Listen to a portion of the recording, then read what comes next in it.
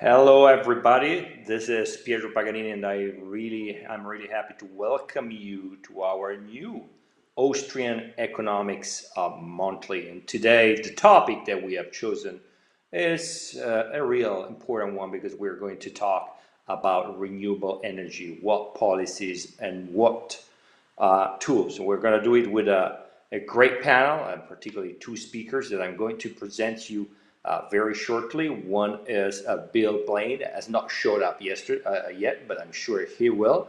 Otherwise, we have a guest that has already been here with us, that is Richard Bonugli, great Italian name, so we get along together. CEO and founder of the Cedar Portfolio, an index of great business from around the world, aligned with the principles of the Austrian School of Economics and with Market Environmentalism. And in fact, last time he introduced us to the topic of Market Environmentalism. And since whatever is happening around us, unfortunately, the disruption of supply chains, the shortage, particularly of commodities, and the conflict in Ukraine that is causing more and further disruptions, and the attitude of China, the up and downs and the demand of the offer have caused a lot of troubles, particularly in the production or actually in the consumptions of energy. And the United States, but particularly Europe more than the United States, is suffering the incapacity of producing traditional form of energy. And here we come, because we have new ways of producing energy, actually new clean ways, or apparently clean ways of producing energy. And there's been for a long time, not just now, a discussion around these tools, solar panels, windmills, water, so water production of energy, biofuels, and many others have been discussed as new ways or revolutionary ways, together with hydrogens, in fact, nuclear, and many others that will come, and new ways of producing clean energy and alternatives to the traditional way of producing energy with gas and oil. And gas and oil that we buy from many other countries that are usually not based in Europe. Unlike the US, in Europe we produce very low quantity of traditional energy. So the renewable could be really a sort of big change and big revolution. But many people have been asking whether they are sufficiently capable of producing the right quantity of energy that we need, if they could work in all conditions. Oil works all the time. Wind is not working all the time, as we saw in England this summer. Little wind, little energy. Solar panels, you can certainly not produce energy during the night or when the weather it's cloudy or in particular condition, despite solar panels are performing more and more. And then there is the problem of storing, and in fact storing means batteries, and today batteries can store a certain amount of energy. In the future could store much more, but battery takes room, takes space, they cost. And of course, there is a problem of accumulation. Where are we putting all these solar panels? Where are we storing them, or are we able to recycle? So the risk is it's clean energy, but it's very dirty what it's left over. Panels, batteries, windmills, and so on. And then there is another problem of resiliency. For instance, where do we buy them? If we buy gas from Russia, from the horrible Russia, then the question is, where do we buy solar panels, for instance, or windmills, or where we buy the batteries from? And here we find out that most of the batteries and the solar panels are not produced in Europe and the US, but in China. So the risk is that we depend on Russian gas, and now we could depend on Chinese solar panels. So it's a big issue here, it's a big deal, and it's of course about policies. But I'm not going to discuss this because I have my panel here. So let's see if Richard is here. I would start with Richard. So Richard, what are the tools here? I have introduced some of them, so somehow I took some of your arguments. But are these, when we talk about renewable energies, are these tools going to work? Are they going to, as somebody's thinking, saving us? And what kind of policy and political framework we need to really implement renewable energy? And then before that, starting again, please tell us, what is market environmentalism? And just one thing, and I won't want to be long, but I'm Italian. We are both Italian somehow, and we're very long. But I'm very happy that we, and you particularly, have introduced the topic of market environmentalism in our talks, and also in the classical liberal libertarian family, this often is, let's say, I wouldn't say hostile or concerned, but sort of shy when it comes to the environment. Great. Yeah. Thank you very much, Pietro. That was a great introduction and background information. And you referenced the term market environmentalism. So this is a very interesting, unique approach that was actually spearheaded by the Austrian Economics Center and also the American Conservation Coalition.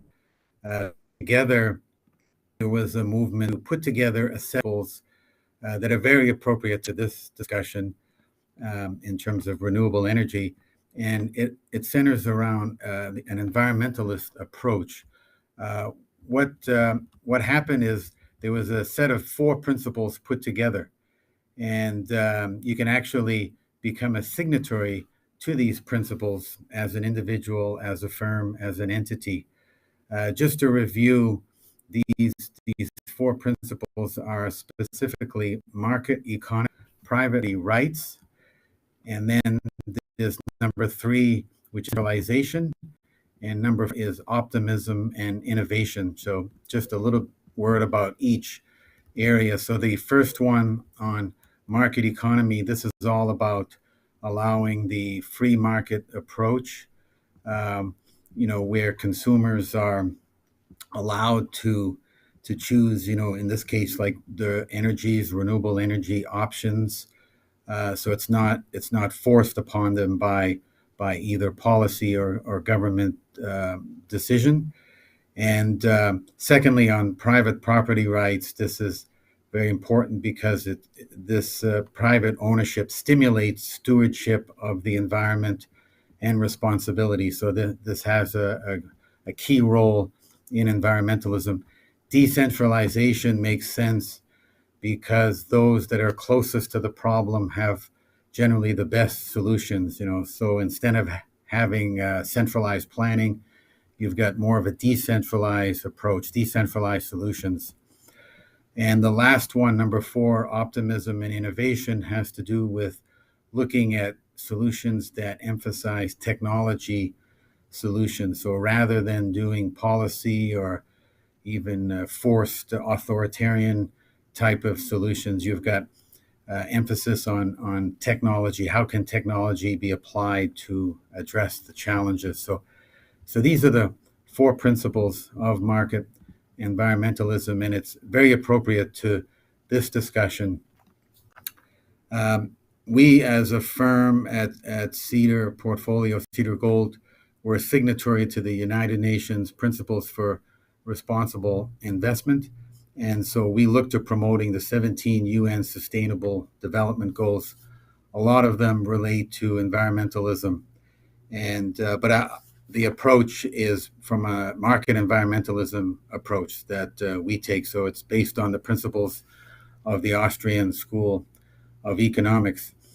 And yeah, just to set the stage for the discussion today in terms of renewable energy, I would say we have a very interesting and challenging environment. And Bill Blaine, who hope to join today here in our discussion, has actually coined the term militant ESG environment. So it's very hostile. There are a lot of proponents of ESG that are trying to take an agenda-based approach and trying to force solutions which may or may not make sense. So it's very interesting. And from an Austrian School of Economics, I wanted to point out one economist is writing a book about this, renewable energy challenges. His name is Saif Ammous, and he sees this all being driven by inflation. Actually, the inflation that has been generated primarily by central banks in terms of central planning with quantitative easing programs that are benefiting those closest to the financial sector more than Main Street. as well as government fiscal stimulus programs. And what he makes is the theme that this is an issue of substitution. So a lot of central banks and governments will calculate inflation that is based on a certain level or certain types of uses of inflation sources, for example. And I mean, they may include, like, just as an example, a hamburger and steak. If the cost of steak is too high, they then substitute with hamburger. So they expect the consumer would go to hamburger as a lower cost option. Same thing is happening here on energy sources or renewable energy sources, is what Saif is saying. And so what he sees is that there's a substitution of pre-industrial era type energy sources, namely wind and solar, for more expensive sources as it gets more expensive in the areas of fossil fuels and other types of energy. So the whole idea is he sees a containment of the world, and he calls it like trying to make us live like 15th century peasants, so that we'll spend less, on the industrial age type energy sources, and then QE can continue, to do what it's doing, benefiting more of the financial sector, those that are closest to the financial sector. If inflation gets worse, he says that they'll put the blame on climate change. So that's the perspective from one Austrian school economist. Thanks, Richard, very much for your talk here and introducing actually the militant ESG. So I'm very curious. I'm not sure that Bill Blame has joined us. If not, Richard, the ball is on you. We got to play here, the two of us. So we keep shorter. Our approach is marked brevity, try to provide as much as meaningful information in a short amount of time, but still maintain the in-depth of the discussion. You gave this very interesting approach, market approach, and particularly starting from the inflation issue. And you actually reminded me of a peasant society. And still, the fact that, for instance, at my home I have solar panels and I'm used right now. I've changed my habits and I'm used to start the laundry machine, the dishwasher in the morning and no longer in the evening, because I'm using my panels, and I don't want to rely too much on my batteries because I don't have sufficient capacity. But what is happening, for instance, in Europe is very interesting. There is a problem of so-called speed of climate change. I like to stress is the speed of climate change. It's not climate change. Climate change has always been here. It's happening right now. The speed of climate change is the real issue. And Europe said, we got to transit to new forms of energy that are impacting less or reducing the impact from CO2 emission and so on, and therefore slowing down the speed of climate change. But on the other side, today there is another issue that is certainly not related, or is partly related to inflation, but it's the dependency on sources of energy, clean or not, if I think about gas, that are coming from countries that are, let's define them, unreliable, or they are dictatorship, or they belong to the side of the evil, as President Biden would quote it. So the point is, we gotta move somewhere else. We gotta move to something that we can produce at home. Now, I want to hear from you more specifically. Can we rely entirely, and I don't know when exactly, can we rely on, for instance, renewable energy? If I think about solar, as you mentioned, if I think about wind, if I think about hydrogen, and are these a real hope, or simply a dream, or simply a lobby action that is misleading us into the wrong direction? Can we leave behind, traditional sources of energy?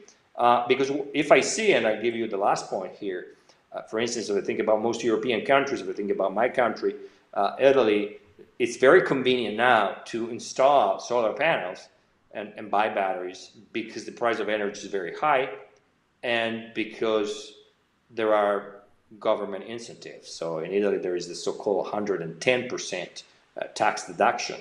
What is your take on this? Questions in terms of the time frame.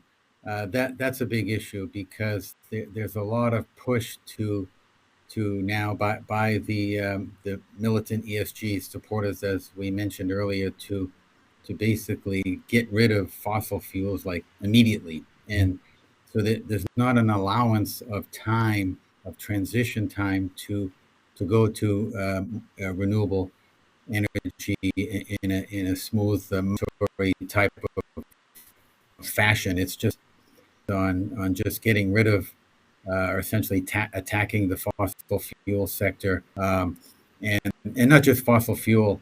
I mean, Germany has been having a negative program on nuclear energy for many years. That's forced them to go to more use of natural gas. And then from that, there's been a dependency on Russian natural gas as such.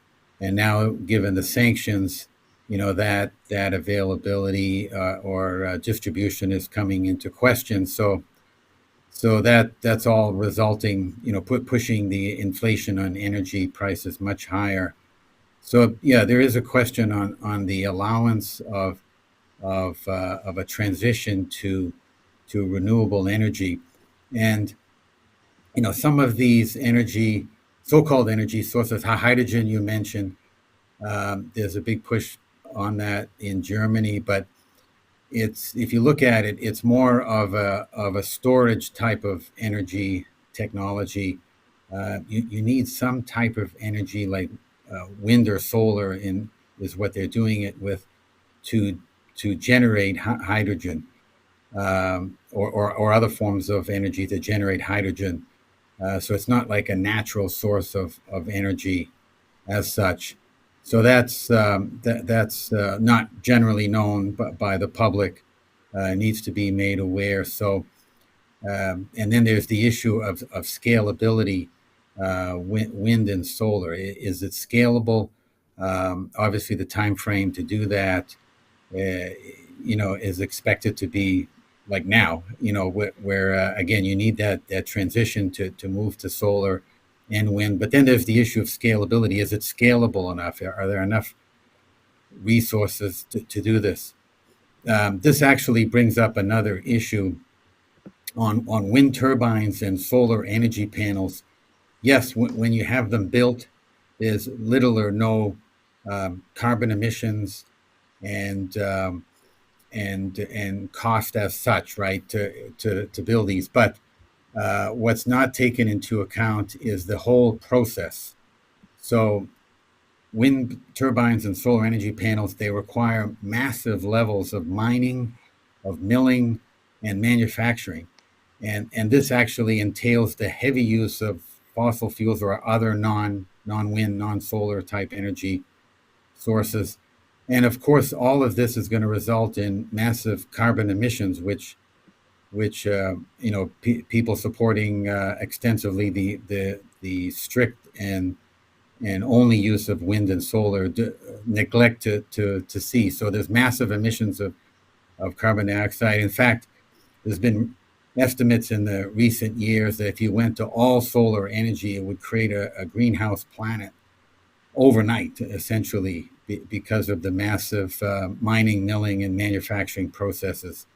So a lot of people are not aware of that in terms of what it takes to generate and build, the whole process behind wind and solar. So this needs to be understood, and so the time frame, coming back to your question, Pietra, where how can we do this? What other sources make sense? And and can we get this scalable within the time frame? And in regions where they may be limited resources from energy, such as you mentioned in Europe. So those are big challenges. Richard, thank you. I really want to thank you very much because You mentioned one important factor is that there's no free meal basically here. So the solar panel, the wind turbines, any kind of tool that we are going to use to produce clean energy is not coming for free, as you mentioned. CO2 emission all the time, because you have to dig, you have to get the raw material, you have to process it, you have to transport it. And again, it also depends where it is manufactured, according to which standard. In fact, as I tell my students all the time when they talk about sustainability, I'm always saying, look, you got to look at the life cycle assessment of a product from the very bottom or starting point, from the element A to the shelf life, and I would say even to the after shelf life, because I mentioned earlier, all the panels after 20 years around, they gotta be, destroyed or maybe recycled. Or for the moment, there's not really a recycle process of solar panels. So the question is, where are they going to end up? If we think about this revolution now, it means in 20 years, around, the solar panels must end up somewhere. Is for turbines, and again, you need to transport them, you need to process them. It's a lot of CO2 emission. I would also add, as I mentioned earlier, Richard, and I don't want to take too much time, as the geopolitical aspect, like who's producing these goods. Right now, most of them are produced in China, and they are probably going to become a commodity because the price will go down, extremely down, and everybody's looking for solar panels and batteries. If you think about electric vehicles, if you think about anything else that will work with solar cells. So there's this kind of, but if we, from a market perspective, are we, first of all, I want to be straight with you. Is climate change an issue, first of all, or the speed of climate change? Second, are renewable energies a tool to tackle this speed of climate change? And third, what kind of policies do we need? And I think if you answer this three questions, would probably take you a day, but we will end our webinar. Sure. Yeah. So just to relate, I mean, is it an issue? Yes, although it is a bit more complex than many think in terms of climate change. So overlaid on top of human activity are many types of natural processes that are happening, cycles in nature, such as like what's called decadal oscillators, which is indicative, actually decadal in terms of 10 years, 20 years time frame. What's happening now is actually a movement to a colder climate. So this is a much larger force than what's happening by human activity. In terms of any issue from carbon dioxide acting as in greenhouse gases, acting as a heater of the earth. And also there was a very interesting fact, or you could look at it as a scientific experiment that was done during the recent COVID era, right? The last couple of years. Currently we're at 420 parts per million of carbon dioxide. And, these very strict lockdowns and restrictions from COVID starting in March of 2020 caused essentially a shutdown of the entire global economy. So this made for essentially a scientific experiment, and with heavy energy consumption forestalled. But what was noticed is the trend of carbon dioxide still going higher. It barely blipped down at all. It's essentially still going higher, and so that leaves the issue of where is this coming from? Is it coming from additional sources like from China, perhaps, or natural sources, processes? So it is complex. So that's one thing that needs to be understood. Not that easy of an issue. And in terms of the just also the technology aspect, as I mentioned on market environmentalism, is one of the principles on technology. There's always technology that still needs to be developed on renewables. You can't do this overnight. One fact to consider is on electric vehicles that while they may be good now for maybe 1 hour, and most of it is focused on residential type of cars that are used. Um, you still have the issue of trucks, right, which are still relying mainly on diesel, and there's challenges there technology wise that still need time. You need time to have that development and for storage of batteries, and the ability for trucks to use the electric vehicle technology. So um, now, in terms of technology, I do want to mention there is technological development happening that presents a very interesting um, uh, development on renewable energy, and and that is in the form of a type of nuclear energy called fusion energy. So there's two types of nuclear energy. There's fission energy and fusion energy. Fission is the breaking apart of large atoms like uranium or thorium, and then you have energy generated from that. Fusion is the opposite. You have two small atoms, like from hydrogen isotopes, types of hydrogen atoms. You put them together and you generate energy that way. So the interesting development technology wise on fusion, this has been being developed, and recently even China made some significant advances on this to the point of getting very close to commercial viability. And there are also four companies around the world that I'm aware of that are investing in fusion energy development. So they're taking the legacy revenue from oil and gas and they're applying it to renewable energy development. Again, it takes a bit of time, but so does electric vehicle development is still in process with technology development. Fusion energy, just to emphasize, is very scalable. So it's much more scalable than wind or solar. You also have no carbon emissions, no radioactive byproducts. There's a boron proton reaction which is completely radioactive free. There's no neutron activation of materials involved with that. It's very cheap, low cost, very plentiful, virtually unlimited. The source that everybody would have a source, so this would be very appropriate for Europe with limited resources. And on top of that, once you have this virtually unlimited energy source, you can then fuel your electric cars or in the future electric vehicle trucks. So this is a great answer. Again, emphasizing the fourth principle of market environmentalism of the Austrian School of Economics. Um, and just as an emphasis on carbon emissions, I just wanted to out.